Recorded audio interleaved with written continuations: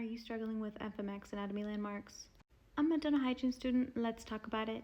First things first, in another video I talked about radiolucent versus radiopaque. You can say RL or RO so you don't get confused. But remember that RL is going to be radiolucent. So that's anything that is a hole, a cavity, a fossa, a foramen, foramina, a suture, a cavity, a sinus, a canal. Okay? Everything else is going to be radiopaque, RO, because it is dense, bone, or metal. Anyways, first up we have incisive foramen. Know that this is going to be a round, oval, radiolucent area in between the maxillary central incisors. We have this median palatine suture, radiolucent, RL. In between the maxillary central incisors. Know that sometimes when you get questions, you have to be careful because it can say in between maxillary or mandibular central incisors. Careful.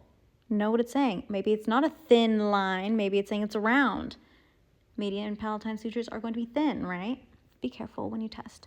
Also quickly, this is going to happen when your face is fusing together because your face fuses in the middle. That's it. Here's another example of that. We also have a thing called an inverted Y. It's going to be above your canine on the maxillary. It is your maxillary sinus floor and your lateral wall of your nasal, like the nose.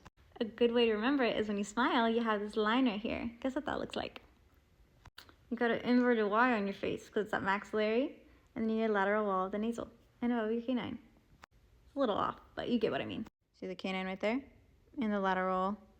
Also have a lateral fossa by your lateral incisor. That is going to be round, radiolucent area in between the canine and lateral incisor. This is a crazy maxillary sinus. Know that maxillary sinuses is going to be radiolucent, but a maxillary sinus floor is going to be radiopaque because it's a border. And it's going to be above the premolars and molars, okay? Here's a fun little look-see at what the maxillary sinus looks like, right? So it's above that premolar and molars. Here's another sinus or cavity. Your nasal cavity right here. And you have a septum, and you have your floor of the nasal cavity. Boop. Then you have your anterior nasal spine. That's going to be a V shape. Do you see the V? That's going to be above your maxillary central incisors, right where the incisive foramen is. Okay, moving posterior, we have the zygomatic process.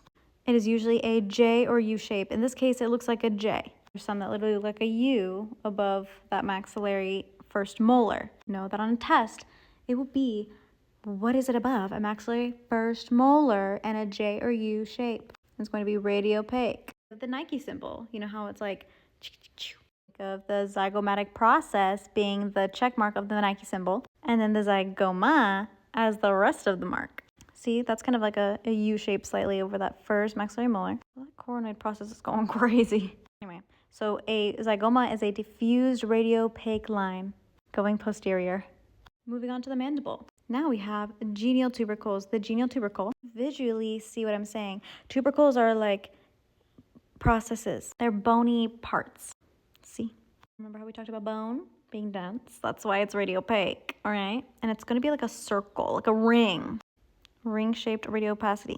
And what's this little radiolucent thing? That's a lingual foramen. It's going to be small radiolucent area inside of the genial tubercle. If you're wondering what even is a genial tubercle, it says up here. It serves as an attachment site for the tongue muscles, essentially.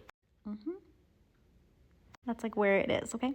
Anyway, so now over here, we have a mental ridge. It's this radiopaque line extending from the incisors and the premolars. Know that the mental fossa is going to be above the mental ridge.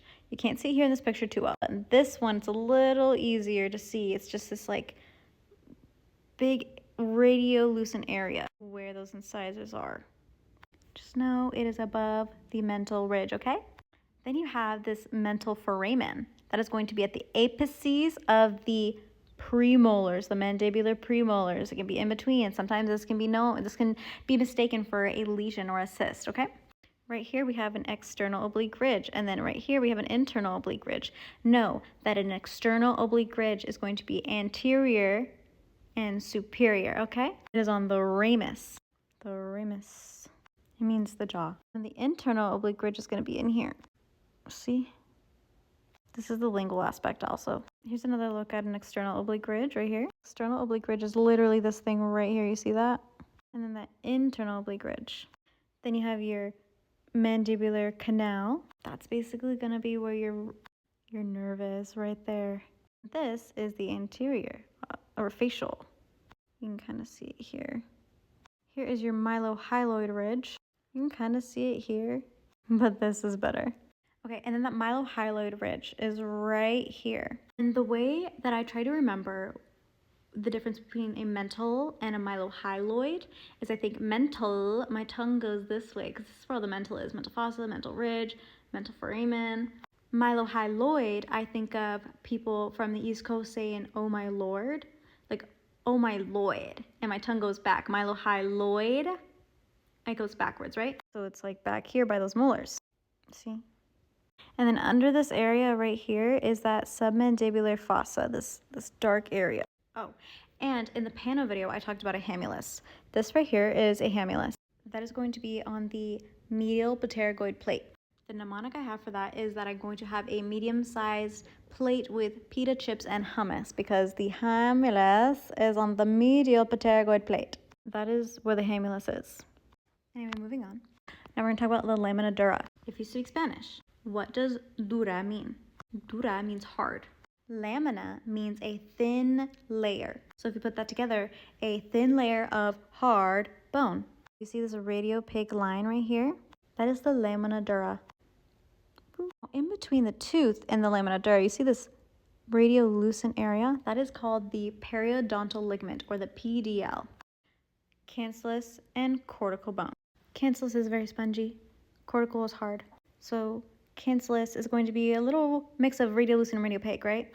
That's this area right here. See all this cancellous bone right there? We also call the alveolar bone because the teeth socket or the tooth socket is called the alveolar process. That is important. What you need to know about that is it needs to be 1.5 to 2 millimeters to the CEJ to be healthy. Obviously, you can tell that CEJ is right here, right where the cavity is. That is not healthy. It is below the CEJ line, way too far. This is okay. This is pretty healthy bone. Here is the definition. Anyway, see. Also know that it should be flat on the posteriors and pointy on the anteriors. Anyways, that's all I got for you. I hope this helped you and have fun studying. Bye.